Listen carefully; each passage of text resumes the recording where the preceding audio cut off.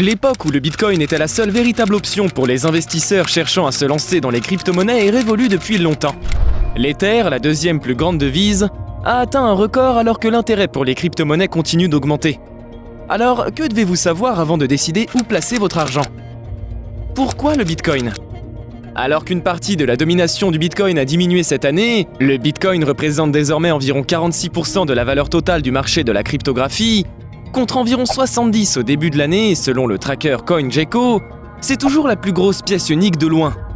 Il a une capitalisation boursière de plus de 830 milliards d'euros, contre 314 milliards d'euros pour Ethereum selon CoinGecko. Cela se reflète également dans la volatilité. Les stratèges de Cornerstone Macro ont étudié les performances probables du Bitcoin et d'Ether en cas de ralentissement. Avec une baisse d'environ 20% de l'indice Bloomberg Galaxy Crypto, le risque de baisse d'Ether est nettement plus élevé que celui de son grand compatriote, a déclaré le stratège Benson Durham. Pourquoi l'Ether? L'Ether est le jeton utilisé sur la blockchain la plus utilisée au monde.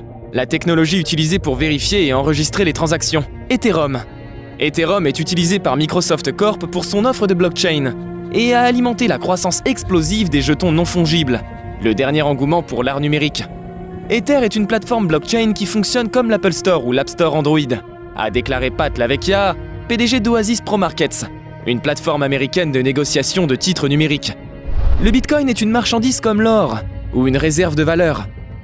Contrairement au Bitcoin, où bon nombre de ses fonctionnalités principales telles que son plafond d'approvisionnement sont intégrées à la conception, la plateforme Ethereum évolue. Il subit actuellement des mises à niveau qui devraient améliorer le réseau, avec même un changement qui réduira l'offre. Cela pourrait augmenter le prix en offrant un plus grand attrait tout en limitant davantage le nombre d'Ether disponibles.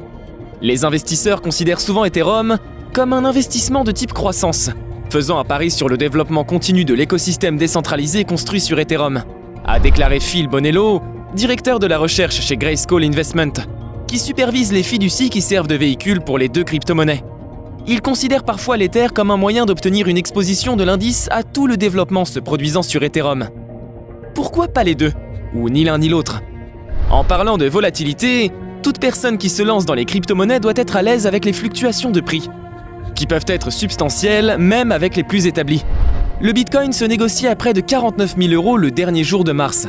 L'actif cryptographique a beaucoup évolué dans les semaines qui ont suivi, s'échangeant au-dessus de 50 000 € avant de chuter brusquement en dessous de 30 000 €. Il y a également eu des problèmes périodiques avec les échanges piratés ou en cours de faillite. Les crypto-monnaies peuvent être touchées par les réglementations ou même par leur perspective. Et les prix pourraient baisser encore plus. Certains observateurs du marché mettent en garde contre une bulle potentielle.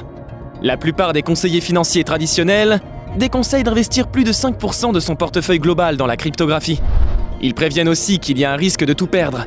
Pourtant, pour ceux qui souhaitent entrer dans l'espace crypto, il y a un argument pour acheter les deux dans le cadre de la recherche séculaire de diversification et de couverture.